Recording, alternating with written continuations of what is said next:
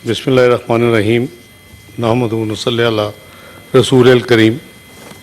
मैं शायद इस डिबेट में हाउस का टाइम बचाता और ना इंटरवीन करता, लेकिन मेरा ख्याल है कोई ऐसी बातें की गई हैं जिसका जवाब रिकॉर्ड पे होना ज़रूरी है।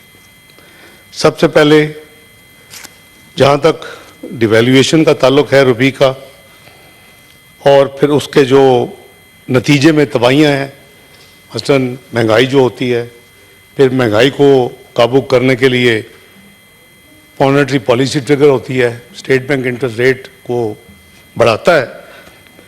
तो वो मैं आज से नहीं, मैं 25 साल से मैं ज़ाती तौर पे इसको मदर ऑफ इकोनॉमिक ईवल कहता हूँ, डिवैल्यूएशन को।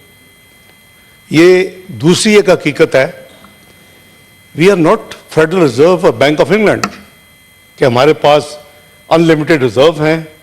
उन्होंने एक बैंड मुकर्रर किया हुआ है कि इससे ऊपर अगर स्टर्लिंग जाएगा तो वो बैंक ऑफ इंग्लैंड इंटरवीन करेगा, इससे नीचे जाएगा तो खरीद होगी या फरोख्त होगी, और इसी तरह फेडरल रिजर्व है। और इस तरह बड़ी जो इकोनॉमीज हैं, फिर हमारे लिमिटेड रिजर्व्स हैं, और यहाँ हैंडफुल ऑफ स्पेकुलेटर्स हैं। आज से नहीं है, 25 साल से है। अभी याद करवाऊंगा, याद आ जाएगा। 25 साल से हैं।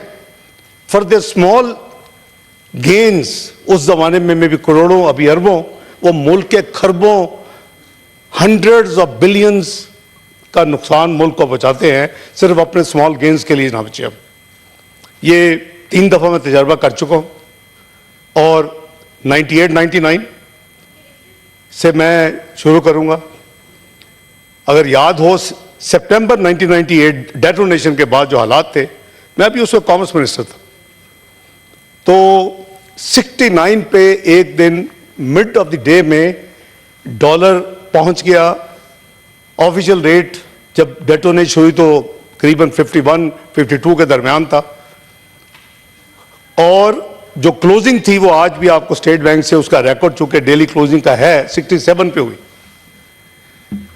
उस वक्त हालात कुछ और थे, पाकिस्तान पे पाबंदियां लगी हुई थी, IMF का प्रोग्राम मुअत्तल हो चुका था, दुनिया अप इन देयर आर्म्स थी कि पाकिस्तान को सजा देनी है कि ये एक न्यूक्लियर कुव्वत बन गया है।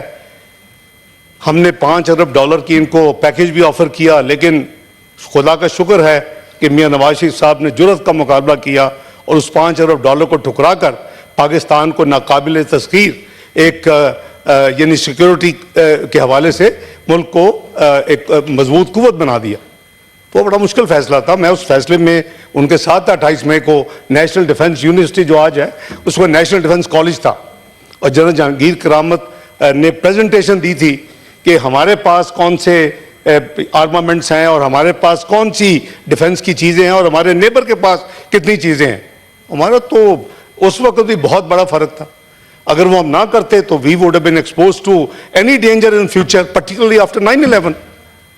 खुदा न खास्ता अगर पाकिस्तान एटमी कुव्वत ना होती, 9/11 के बाद जब 11 महीने दोनों मुल्कों की फौजें eyeball to eyeball खड़ी रहीं, तो आपका ख्याल है कि आपका नेबर आपको छोड़ता? ये एक वो अल्लाह ताला की दी हुई कुव्वत और मियां नवाज शरीफ साहब की जुर्रत कि वो उस वक्त जो फैसला हुआ, 5 एटमी धमाकों के मुकाबले में 6 जब चले, तो फिर दुश्मन को पता चल गया कि इनके साथ हम पंगा लेंगे तो ये भी काउंटर हमारे ऊपर वही काम कर सकते हैं, तो उनको जुर्रत नहीं हुई।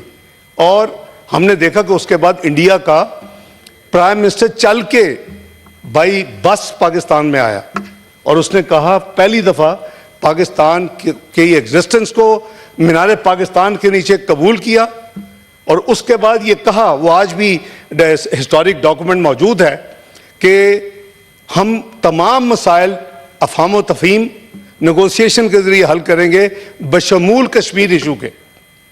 अब ये we just lost that opportunity. और उसके बाद हमने कारगिल का पंगा ले लिया, और उसके बाद we know the, I don't want to just repeat, I want to come on the main subject, क्योंकि किस वक्त तो बहस हो सकती है।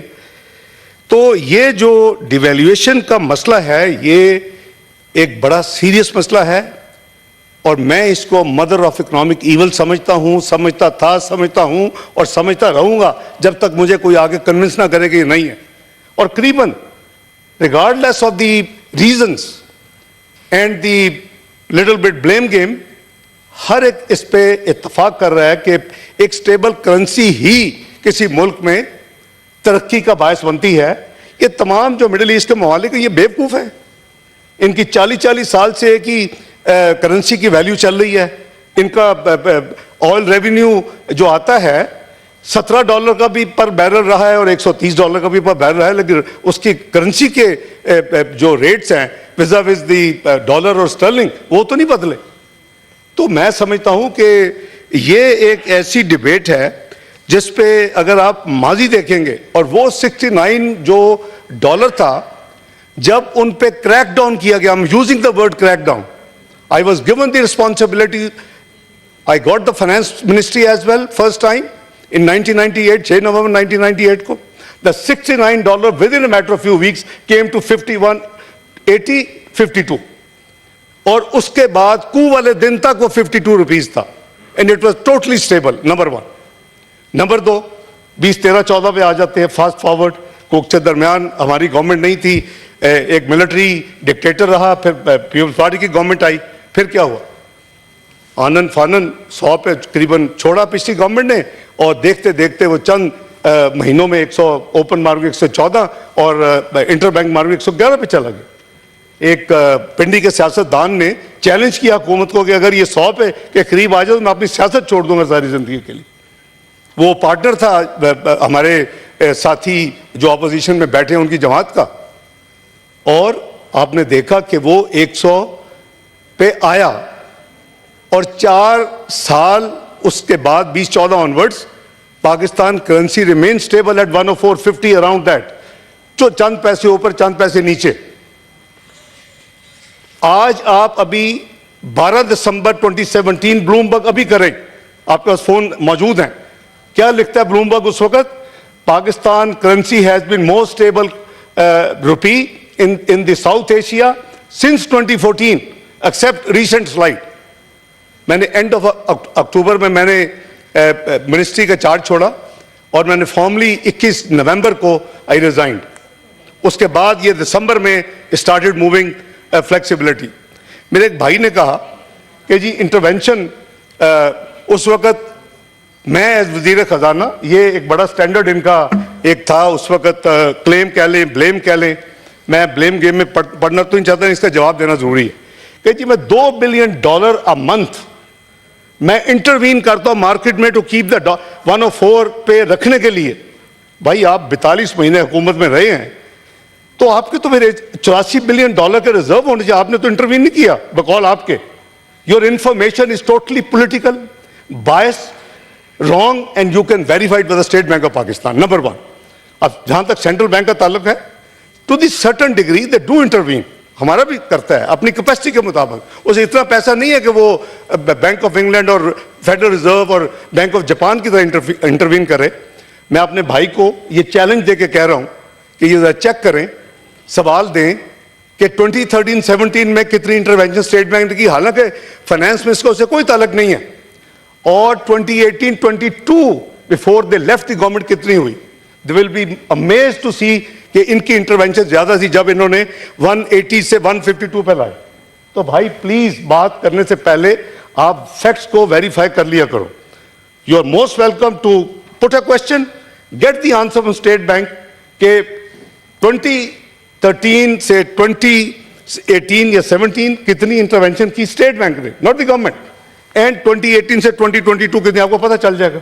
और फिर आपका ये कहना कि जी 2 बिलियन, ये इन्होंने कैंपेन की हुई थी मुल्क में कि $2 बिलियन अ मंथ हिसाबदार इंटरवेंशन करके इसको 104 पे रखा हुआ। ओ भाई आपने 42 महीने इंटरवेंशन नहीं की तो 84 बिलियन रिजर्व तो वो होने चाहिए। तो that was a false statement, misinformation given to you. I don't blame my brother because this once you, और हमें आदी हो गए हैं कि हमने झूठ बोलने जो सुनते हैं उसको बगैर वेरीफाई करके उसको हम एक्सेप्ट कर लेते हैं। अब आ जाते हैं कि इसका हल क्या है। इसमें कोई शक नहीं है कि डिवैल्यूएशन तबाहकुन चीज है। बुकिश एकेडमिक, मेरी 25 साल से लड़ाई होती है इंटरनेशनल इंस्टीट्यूशन से इसी सब्जेक्ट के ऊपर। They consider me enemy of devaluation and I am happy to have that title from them. उसकी वजह यह है कि ये आपकी, हमने भी इकोनॉमिक्स पढ़ी है, most of us would have studied economics in our graduation और पोस्ट ग्रेजुएशन। और भाई वो एक किताबी एक एकेडमिक है कि जी आपकी करेंसी जब डिवैल्यू होगी तो आपकी एक्सपोर्ट्स बढ़ेंगी। Pakistan doesn't have export of surplus, we are not China कि उनका 3-4%। मेरा हमेशा ये वही काउंटर आर्गुमेंट रहा है जनाब चेयरमैन कि 3-4% चाइना जब अपने डिवैल्यू करता है तो उनकी बिलियंस ऑफ डॉलर्स की फॉरी एक्सपोर्ट ऑर्डर आ जाते हैं। हमारे तो एक्सपोर्टर ऑर्डर्स लेने के बाद अपनी मैन्युफैक्चरिंग शुरू करते हैं, नंबर 1। नंबर 2, हमारी एक्सपोर्ट्स पे करीबन 60 से 65% इंपोर्टेड कंपोनेंट शामिल होता है। तो हमें तो डिवैल्यूएशन सूट ही नहीं करती किसी भी हवाले से। हम करते क्या, what is the export percentage of GDP? 9% से भी कम। हम 91% इकोनॉमी को तबाह करके रख देते हैं।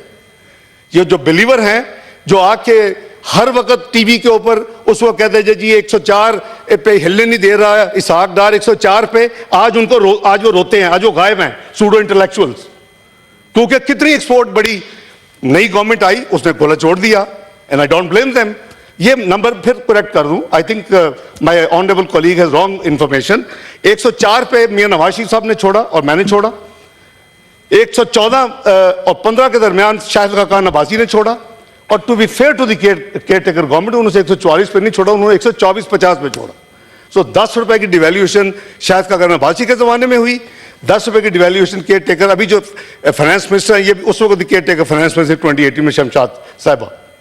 तो 124 से जब वो शूट करके गया तो पहले 3 साल का आप देख लें कि जो छोड़ा उसको उस एकेडमिक थ्योरी और इन इंटरनेशनल इंस्टीट्यूशन की यानी कह लें कि एडवाइस पे, तो फिर उसका हाल क्या हुआ?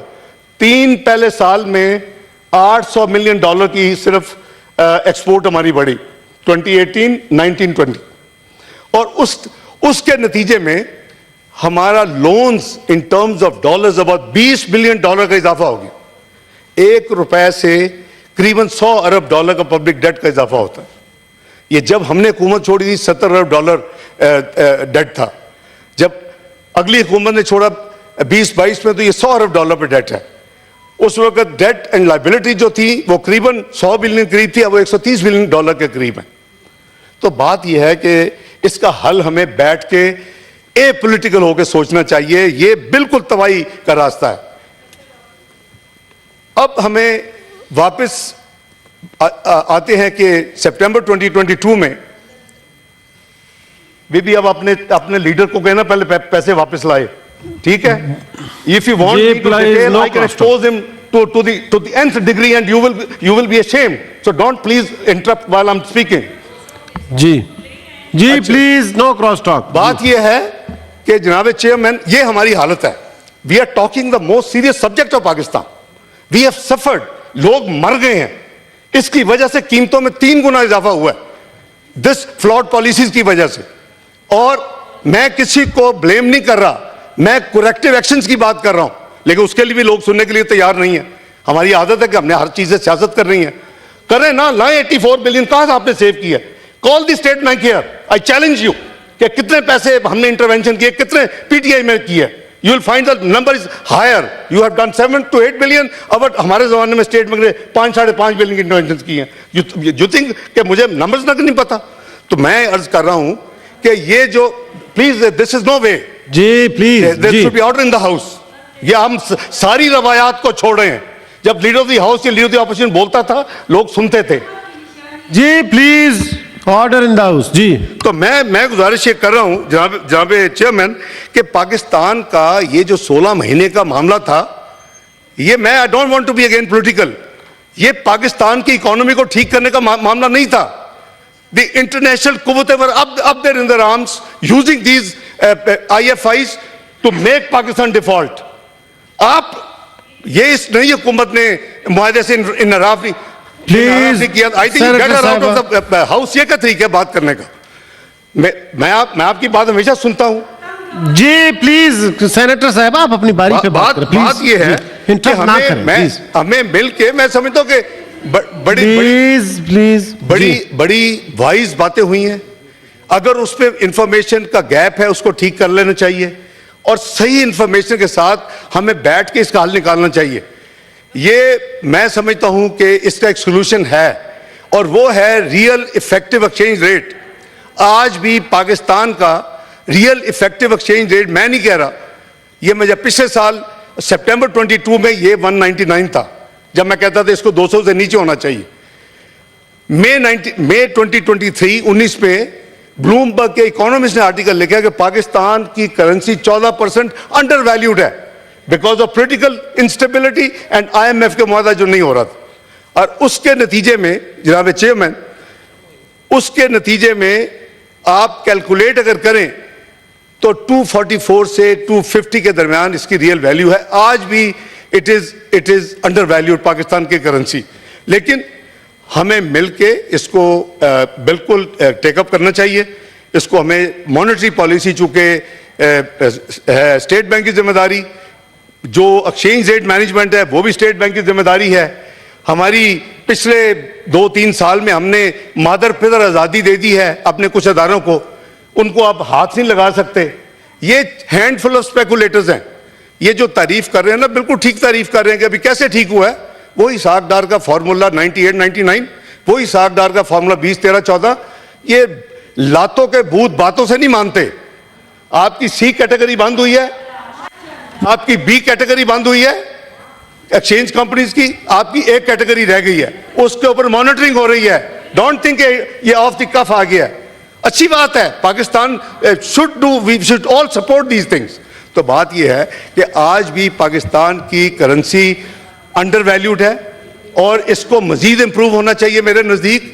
इसको, इसकी जो रील है, we should negotiate with international अदारास कि जी real effective exchange rate is the scientific process of calculating the currency value. Let's have that currency value. तो मैं समझता हूँ जी कि ये रील इसका एक सोल्यूशन है। इसके ऊपर इंफॉर्मेशन मेरे साथी बिल्कुल मंगवाएं, हम इकट्ठे बैठे और इसका हम हल निकालें। अदरवाइज ये पाकिस्तान की जो इकोनॉमिक तबाही हुई है उसमें सबसे बड़ा जो मेजर इसका कंट्रीब्यूटर है वो डिवैल्यूएशन है। और बहुत शुक्रिया जनाब चेयरमैन। जी मिनिस्टर साहब प्लीज, मिनिस्टर साहब इसको वाइंड अप करें। जी मिनिस्टर वाइंड अप करो। दिन छोटा जी। मैडम तशरीफ रखें, आपके तमाम साथियों ने इस पे बात कर ली, 10 बंदों ने की है, तो तशरीफ रखें प्लीज। अभी मिनिस्टर वाइंड अप करें जी, प्लीज तशरीफ रखें, प्लीज तशरीफ रखें। सेनेटर साहिबा, ये कोई तरीका नहीं है कि आप उठ के ख्वातीन खड़ी हो जाती हैं। जी मिनिस्टर साहब प्लीज वाइंड अप करें।